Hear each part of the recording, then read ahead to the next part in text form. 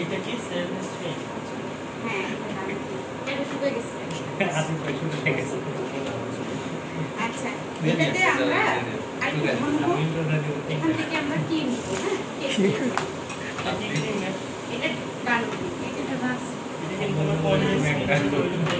না অনেক স্লিপ আর ডানগিরি ম্যাক না অনেক স্লিপ অনেক জিনিস এটা আপনি চা বানাই খেতে পারেন তাই না? এটা দেখে চা বানাই খেতে পারবেন। এই ক্রিমটা আপনি যদি ফ্রুট সালাদ করেন ওইটাতে ইউজ করতে পারবেন, টেস্টটা খুব মজার আসে, এর আগে আমি দেখাইছি।